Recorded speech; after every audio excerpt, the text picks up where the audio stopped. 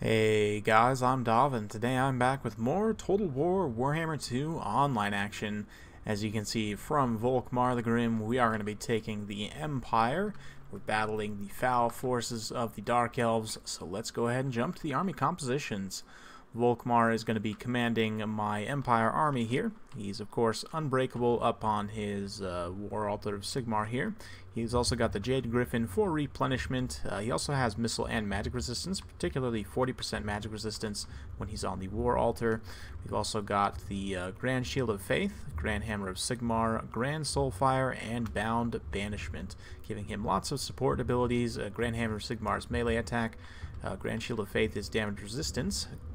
Grand Soulfire gives your own troops magic resistance and also gives an area of effect bombardment.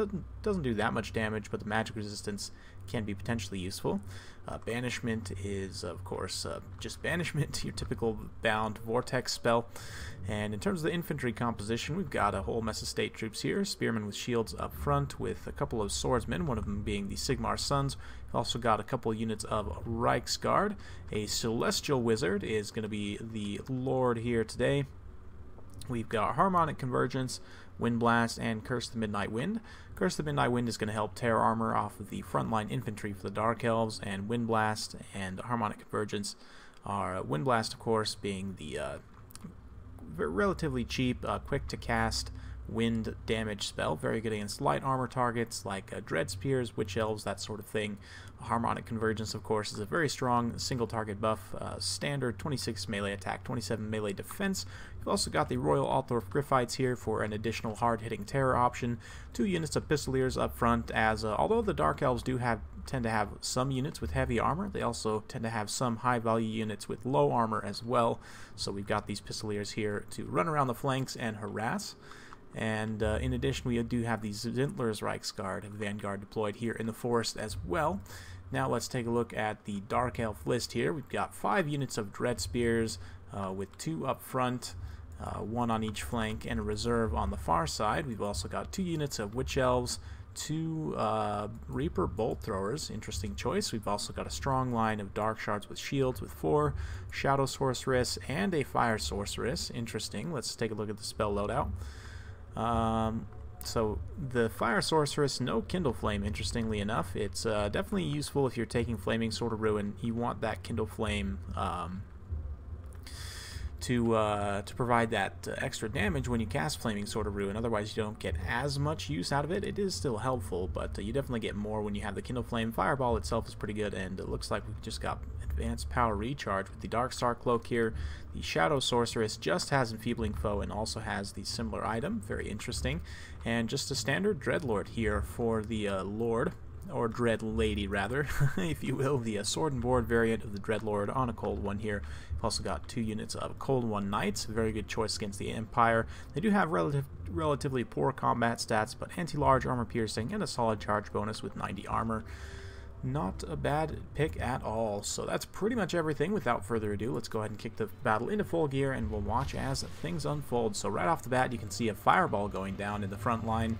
It looks like just targeting these spearmen, potentially. Yeah, didn't end up doing that much. Not really sure that was worth the magic spent at the end of the day. We're going to use these Pistoliers to kind of distract the Reaper Bolt Thrower fire, because obviously if they're shooting at a 500-point unit of Pistoliers, it's much better than them shooting at a very expensive unit of Knights, or Volkmar himself.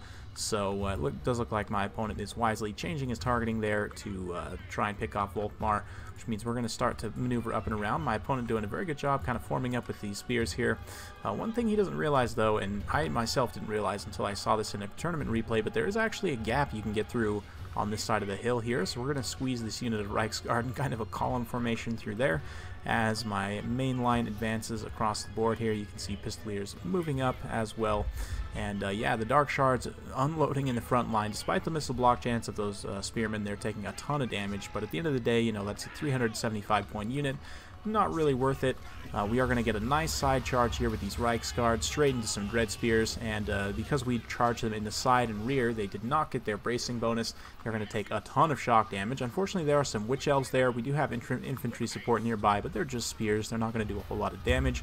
And once those Reiksguard start to take damage, it does look like Enfeebling Foe dropped. Very well played by my opponent there to drop that. Once they start to take damage, the Witch Elves will enrage them. Likewise, Volkmar charge straight through the front line. We are going to get the banishment off, but he's going to start to take a ton of damage. That banishment does do just a solid amount to those dark shards there, but unfortunately Volkmar does get the enrage. I try and drop a wind blast here to get rid of those witch elves, and it does some damage, but at this point there's these cold one knights in here as well, which is a big problem, so we're rushing in these spears to try and clog things up here to potentially swing Volkmar free.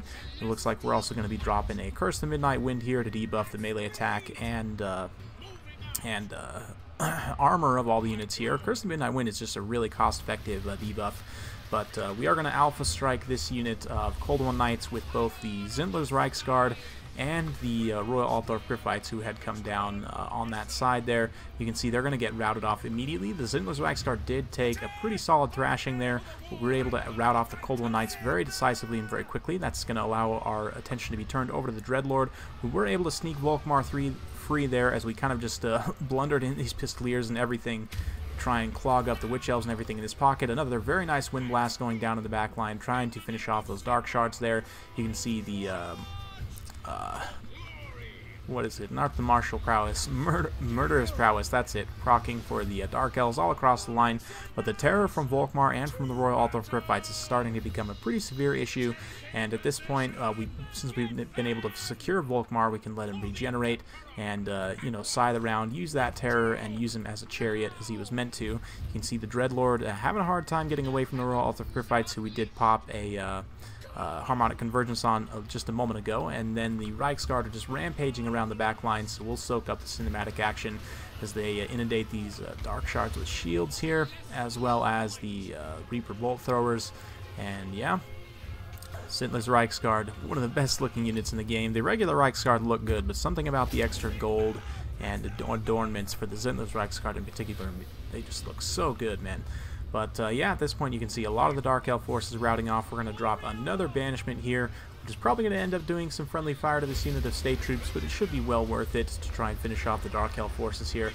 And oh man, that actually did quite a bit of friendly fire, probably more friendly fire than it actually did damage to my opponents. Oh wow, yeah, that just wiped out pretty much the entire unit of spearmen, so ooh, yeah, Volkmar, sorry buddy, that wasn't the best banishment in the world, but yeah. Thankfully, Volkmar himself is still safe. He's scything around in the back line, trying to drop some terror bombs here.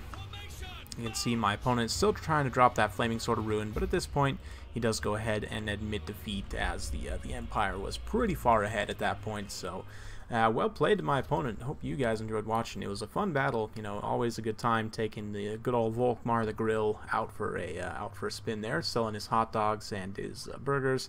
Just force feeding all of the Dark Elves his, you know, disease-ridden food truck.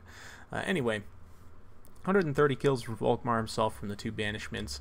The Reichsguard obviously did very well, 82 and 84. Only 42 for the Zindler's Reichsguard, but they definitely took the brunt of that engagement with the Cold One Knights, who themselves got 41 kills.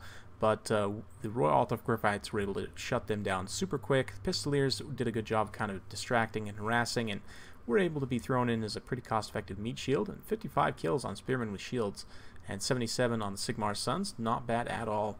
For my opponent, getting his Dreadlord caught out by the Royal Altdorf Griffites was definitely a pretty back-breaking blow. I mean, Dark Elves are a pretty high leadership faction, but when you lose your leadership like that, it can potentially be backbreaking, especially when you have so many terror-causing units on the board that can do a lot of shock damage, like Volkmar and the Royal Altdorf Griffites. The investment in artillery is a little bit strange. Personally, I like to go with more of a mobile strategy, so I'd probably have traded these Reaper Bolt Throwers out for maybe like Dark Riders with crossbows. That way you can run around and skirmish a little bit in the mobility phase.